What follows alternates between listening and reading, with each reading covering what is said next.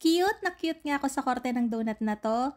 Nakakatuwa siyang gawin. Plain nga muna yung ginawa natin dito kasi gusto ko muna mag-try ng plain tsaka tayo mag-add ng iba't ibang flavors. Meron tayong 1/2 cup o 125 ml ng water, 125 ml ng milk, isang pirasong medium size na itlog, 1/2 cup ng sugar, and 1 teaspoon ng salt. Hinalo ko lang yan, and pagkatapos ilalagay natin yung 500 grams natin ng bread flour. Pwede rin ang all-purpose flour. Tapos ilalagay na rin natin dyan yung 2 teaspoon natin ng instant dry yeast. Haluin lang natin yan hanggang maging dough. Sa mga ayaw namang maghalo o mag-hand knead, pwede naman kayong gumamit ng mixer. So, katulad lang din ang process. Pag napagsama-sama nyo na yung dough, ay mamasahin natin to for 5 minutes para lang ma-develop yung gluten. Sweet type dough talaga yung ginagamit para sa donuts. So, itong sweet type dough, pwede nyo rin siyang gamitin para sa ibang klase ng breads. So, yan. Mamasahin lang natin to for 5 minutes. Tapos, ibabalik ko to dun sa bowl para lagyan ng ating butter. Pag sa mixer, katulad lang din, after 5 minutes sa medium speed, tsaka natin ilalagay yung butter. So, dito, meron akong 1/3 cup ng buttercream fry. Hahaluin ko lang yan hanggang sa ma-absorb na siya nung dough. Lamutak-lamutakin natin.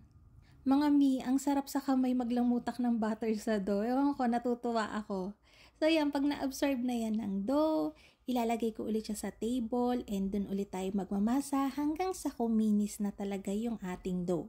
Huwag niyong titigilan hanggat sa hindi pa makinis yung dough kasi hindi aalsa na maganda yung tinapay nyo or kaya babagsak. So yan, nakikita nyo, minamasa natin yan ng puwersado, and kapag mga ganito na, minasa ko to mga nasa 13 to 15 minutes.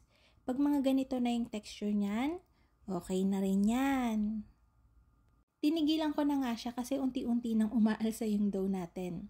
So para hindi tayo mahirapang mag-flatten, ang ginagawa ko, nilalagay ko muna siya sa tray, binabalutan ko ng plastic or kaya cling wrap, and ire-rest natin to sa freezer for 15 to 20 minutes.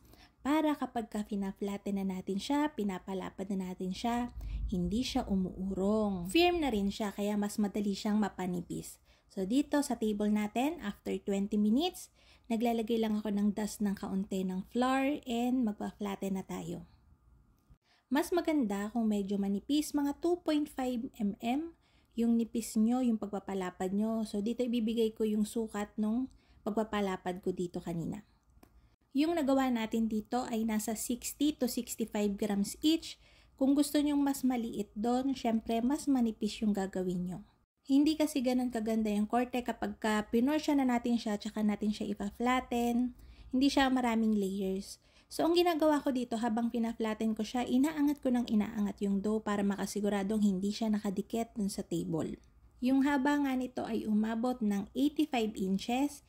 Yung lapad naman ay umabot ng 25 inches. Tapos, nagmarka lang ako dyan ng tig 10 cm.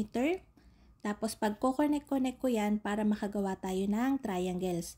At this time, malambot na yung dough natin kasi mainit ito sa pinagagawan ko. Pwede naman natin siyang ibalik sa freezer for 10 minutes again, pero ako diniretso ko na. So, kinorte ko lang yan na parang croissant, tulad niyan. Madali naman to mi kasi hindi naman siya laminated, so hindi kayo mangangamba baka matunaw yung butter. Ano lang siya talaga, parang donut lang siya na croissant shape. Kung ayaw nyo naman tong iprito, pwede rin nyo naman tong i-bake 180 degrees Celsius for 22 to 25 minutes. Kaya lang, mas masarap talaga to kapag ipiprito. Iba yung lasa ng tinapay kapag pinirito. Kaya hindi natin masasabi na kapag donuts, tapos binake lang, hindi yan donuts, okay? So, ayan, namolde ko na nga yung lahat. Pinaalsa ko to sa grease tray for 1 hour and 20 minutes or hanggang halos magdoble na siya. Ang cute-cute lalo nito nung umalsa na. Ewan ko, nakaka-happy. So, ayan, pwede na tayong magprito. Dito, dahil malaki, alam niyo yung gitna niya, sobrang kapal. Ang gagamitin natin ditong pangprito ay itong Crisp Fry ng High Caps Marketing Corporation. Ano to? Frying fats talaga siya. Ito talaga yung ginagamit na ideal kapag nagpiprito ng donuts, ng empanada, ng fried chicken, kahit sa mga pressure fryer. ito talaga yung gamit. Ininit ko nga lang yung mantika natin after matunaw ng crisp fry nang nasa medium na apoy. Tapos, kung meron kayong thermometer, pwede yung thermometer to. Kapag ka nasa 150 degrees Celsius na yan, pwede na tayong magsalang. So, mapapansin nyo dito, iniikot ko ng iniikot. Kaya hindi tayo nagkaroon ng masyadong ring. Alam niyo yung donut ring?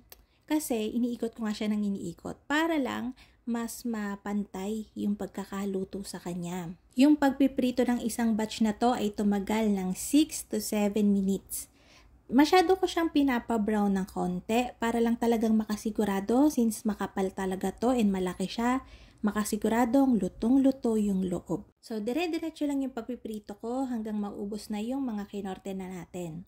So, dito sa recipe na to, nakagawa ako ng 16 pieces ng croissant shape na donuts. Since sikat nga ngayon dito sa Pilipinas yung mga French na pastries, parang ang gandang gawin nito. Alam niyo yun, yung parang pang-akit lang, kahit donut lang naman siya pero croissant shape. Since first time ko nga tong sinubukan, ginawa ko, gusto ko plain lang talaga eh. Mahilig lang muna ako sa plain eh. So yan, dinip ko na muna siya dito sa sugar. Ang kagandahan talaga sa crisp fry, alam nyo, hindi siya sumisip-sip ng mantika. Kahit hindi malakas yung apoy natin habang nagpiprito, hindi sumisip-sip yung donut natin. Magaan lang talaga siya. So, tingnan nyo kung luto yung loob. So, ayan. Ang lambot nito, tsaka ang sarap since natusta natin yung labas. Yun kasi talaga yung gusto ko sa donut pag pang sarili. Gusto ko medyo tostado talaga. Comment down below kung ano pa yung gusto nyong gawin natin dito. Kung gusto nyo nung may feeling na version, comment nyo lang. So, ayun na nga mga kalutong tinapay. Sana'y nagustuhan niyo yung ating video for today. Magkita-kita tayong muli. Ito pong muli ang Lutong Tinapay. Bye-bye!